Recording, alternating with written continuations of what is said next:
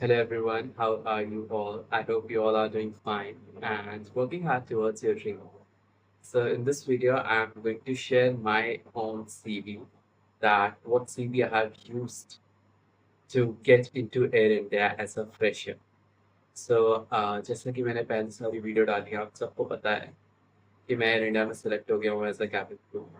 And जो मैं CV लेके गया था, even in the very first round, she has appreciated my CV and she itself asked one question uh, from my skills that Utkarsh, this is very unique thing which I have seen in someone's CV.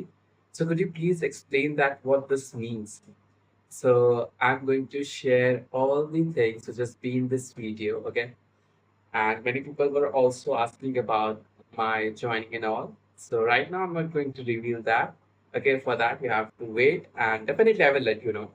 So guys, if you have not followed my new Instagram channel where I'm going to post a lot related to aviation, that's not my personal Instagram. It's a public Instagram, and I will put that link in the comment section so that you can guys go and check it out. Right now, I have not uploaded, but maybe today or maybe tomorrow I will start upload. I'm sorry, I'm having a bit cold. Yeah. So I'm going to post the paste the CV here in the screen so that you can guys see, and while I explain each and everything. So just be till the last because मैं last में बताने वाला हूँ कि next video किस पे आने वाली है and आप क्या क्या expect कर सकते हो मेरे साथ भी.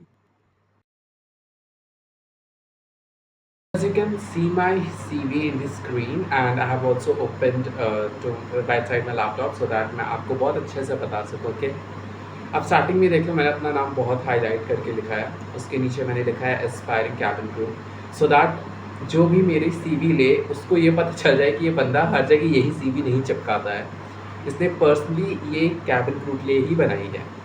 फिर उसके बाद मैंने प्रोफाइल में मैंने बहुत शॉर्ट लिखा है क्योंकि मेरे पास वर्क एक्सपीरियंस था। अगर आपके पास वर्क एक्सपीरियंस नहीं है, वर्क एक्सपीरियंस मैं बोलूँगा क्योंकि ये सब इंटर्नशिप्स हैं, आप जैसे कि देख पा रहे हो सब इंटर्नशिप्स हैं। Okay, so I don't believe कि इंटर्नशिप्स उतना मैटर करती हैं, बिकॉज मेरे में तो नहीं करी है। डॉक्यूमेंटेशन में मेरी सीवी उन्होंने नहीं ली, मेरी एक्सपीरियंस उन्होंने कंसिडर नहीं करा है क्योंकि ये इंटर्नशिप है। ओके, सो ये तो इंटर्नशिप्स मैंने करी थी तो मैंने लगा दिया था। उसके बाद मैंने एजुकेशन में जो मैं अभी कर रहा हूँ, मैंने पूरा अच्छे से मेंशन करा है कि बैचलर ऑफ आर्ट्स में अभी कर रहा हूँ एंड ऑल दैट थिंग्स, कहाँ कहाँ से कर रहा हूँ एंड ऑल दैट। फिर उसके बाद 25 से प्रेजेंट था, 2025 में मैंने स्टार्ट करा था and I am in the second year of my graduation.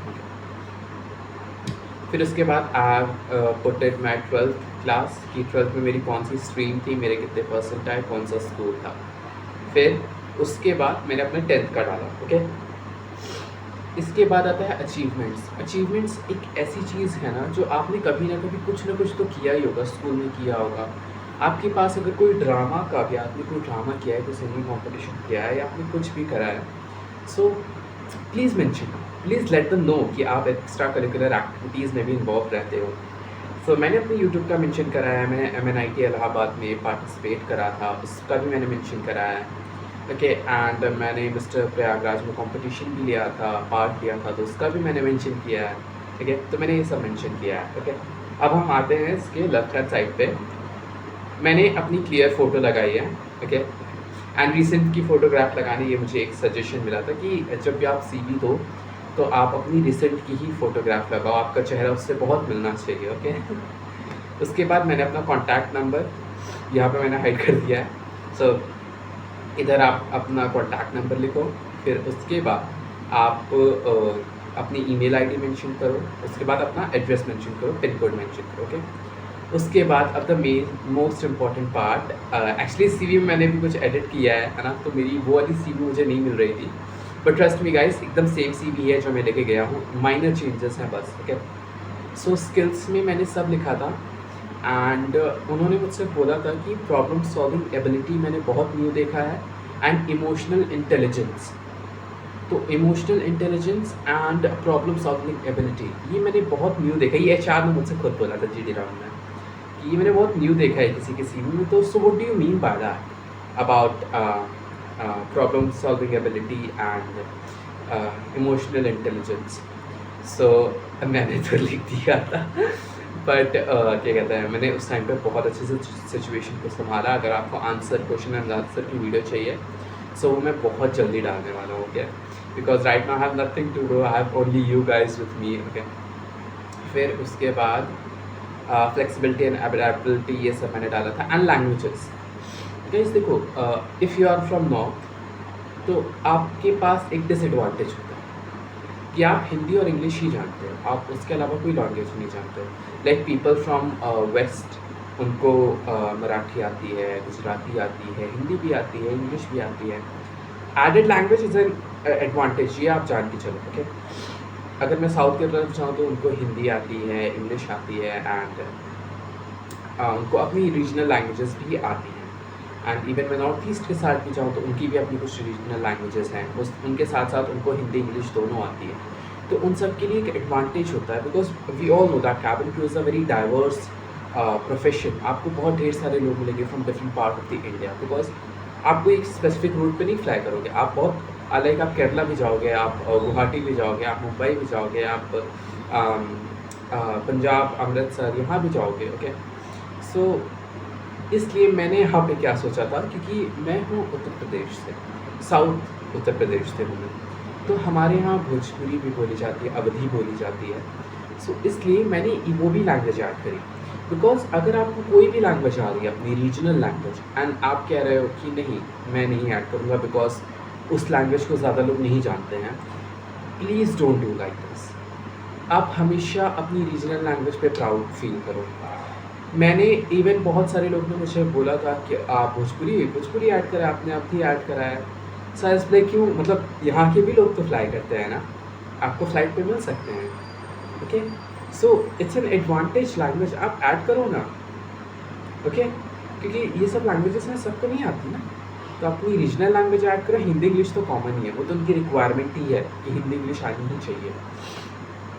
फिर उसके बाद मेरी हॉबीज़ भी गाइस सोच समझ के डालो। मैं आपको झूठ बोलने को नहीं कह रहा हूँ कि अपनी सीवी में झूठ बोलो, बट हॉबीज़ आप पहली बार तो लिमिटेड डालो, ज़्यादा मत डालो, क्योंकि हमारी बहुत सारी हॉबीज़ होती हैं, ओके ना। सो आप लिमिटेड डालो हॉबीज़, और उसके बाद आप ऐसी हॉबीज़ डालो जो कैबिन क्रू से रिलेट कर पाए, okay. Just like early morning run, it shows कि मैं अपनी रूटीन को लेके बहुत स्ट्रिक्ट हूँ। मैं सुबह रन पे जाता हूँ, इट मीन्स मैं सुबह उठता हूँ, I manage my time and I go for a run. So how energetic I feel in the morning, okay.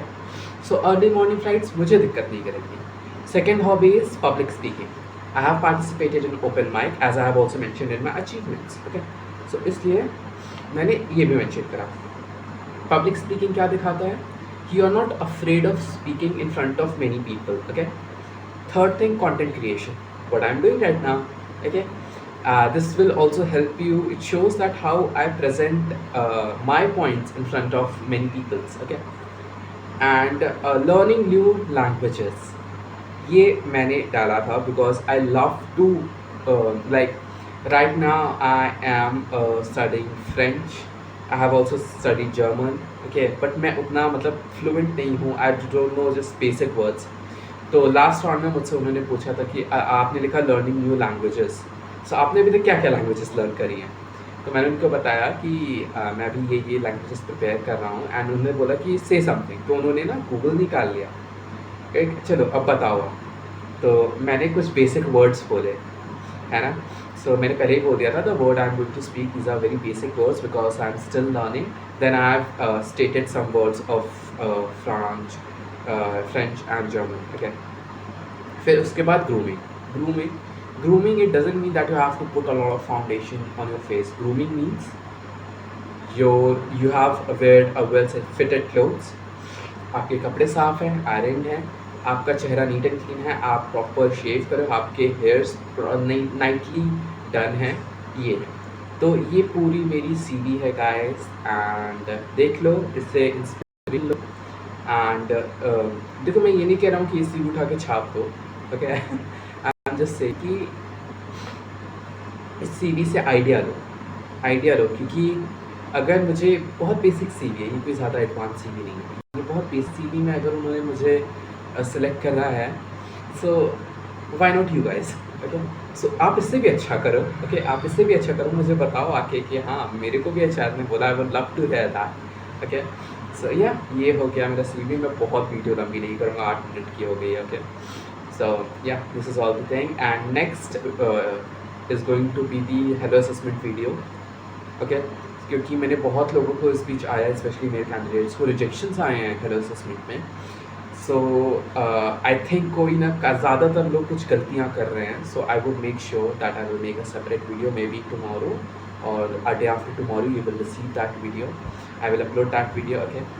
So आप देखना उसे, और अगर आपको कोई भी क्वेश्चन हो, मैं हमेशा की तरह कहता हूँ कमेंट सेक्शन ओपन है आप सबके लिए, okay. So yeah, this is all about my CV.